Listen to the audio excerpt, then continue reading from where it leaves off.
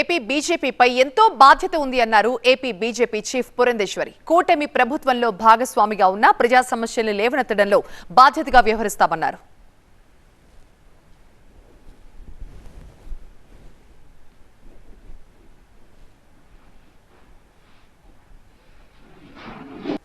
మన మీద కూడా గురుతరమైనటువంటి బాధ్యత ఉంది.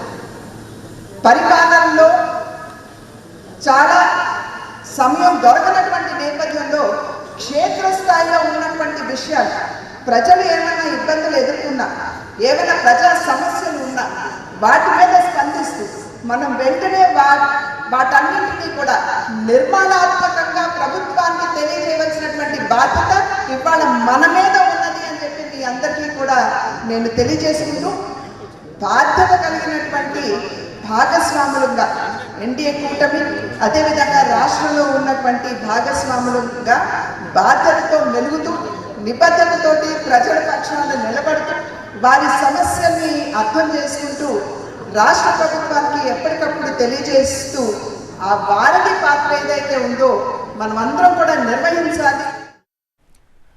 కూటమి ప్రభుత్వంపై ప్రజలు ఎన్నో ఆశలు పెట్టుకున్నారన్నారు పురంధేశ్వరి. సంక్షేమంతో పాటు అభివృద్ధిని కూడా వాళ్ళు కోరుకుంటున్నారన్నారు. ఈ రెండింటినీ బ్యాలెన్స్ చేయకపోవడం వల్లే వైసీపీ ఘోరంగా ఓడిపోయిందన్నారు పురంధేశ్వరి.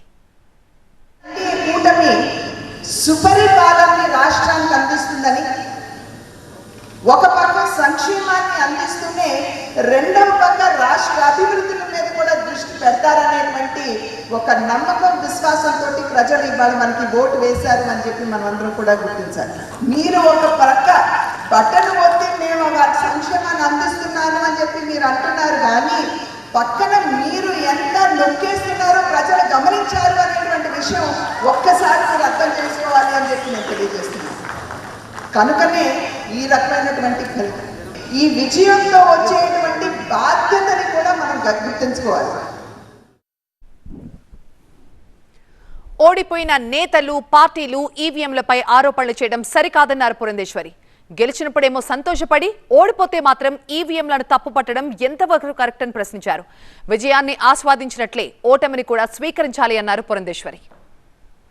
సాధారణంగా ఓడిపోయినటువంటి పార్టీలు కావచ్చు, లేదా ఓడిపోయినటువంటి రాజకీయ నాయకులు కావచ్చు, ఎలక్షన్ కమిషన్ పార్షియల్ గా వారు వ్యవహరించినటువంటి సందర్భంలో మేము గెలవలేదని, లేదా ఈవీఎంలు సరిగ్గా పనిచేయలేదు కాబట్టి మేము ఓడిపోయామని, లేదా పోలీస్ వ్యవస్థ మాకు సహకరించలేదని, లేదా ప్రతిపక్ష పార్టీలు అధికారిని బదిలీ చేశారని, ఇటువంటి నెపంని సాధారణంగా మనం ఎవరైతే ఓడిపోయినటువంటి పార్టీలు ఉంటాయో వారి దగ్గర నుండి వినడం అనేది ఇది సర్వసాధారణం.